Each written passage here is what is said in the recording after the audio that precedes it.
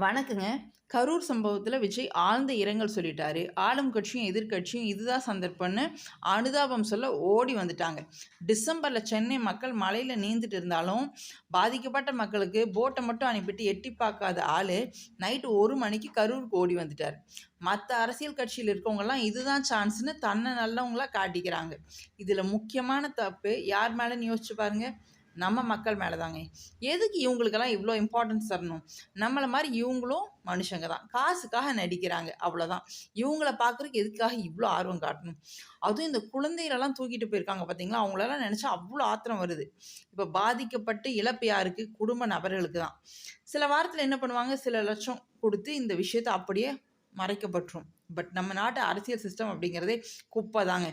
எந்த ஒரு வேலைக்குமே ஒரு படிப்பு தகுதி இருக்கணும்னு சொல்றாங்க. அதே மாரி ஒருத்தர் மேல ஒரு கேஸ் ஃபைல் ஆச்சு அப்படின்னா, அவங்களுக்கு அரசாங்க வேலை இல்ல அப்படின்னு சொல்றாங்க.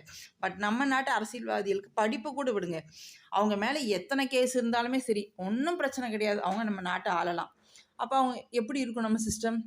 நெல்லுக்கு பாயிறது, புல்லுக்கு பாயிறது மாதிரி ஏதோ அவங்க கிட்ட இருக்கிறதுல கொஞ்சூண்டு மக்களுக்கு செஞ்சுட்டு மீதி எல்லாம் அவங்க தான் அனுபவிக்கிறாங்க. யாருக்குமே கேள்வி கேட்கறதுக்கு வாயே இல்ல. ஒண்ணும் இல்ல. விஜய் அவர்களுடைய அம்மா ஒரு மேடையில கேட்டிருப்பாங்க, தன் மகன ஹக் பண்ணணும் அப்படின்னு. தன் அம்மா கூட நேரம் கூட ஒதுக்காத மகன் வந்து, இந்த நாட்டுக்காக, மக்களுக்காக என்ன செஞ்சிட போறீங்க அப்படின்னு கேட்கறதுக்கு வாய் இருக்கா? அவர மட்டும் நான் குறிப்பிட்டு சொல்லல. எல்லா அரசியல்வாதியிலுமே கேள்வி கேட்கறதுக்கு யாருக்குமே வாய் வராது. இதுதாங்க நம்ம மக்கள். காரணம் யாருக்குமே சிந்திக்கிற தன்மையே இல்ல.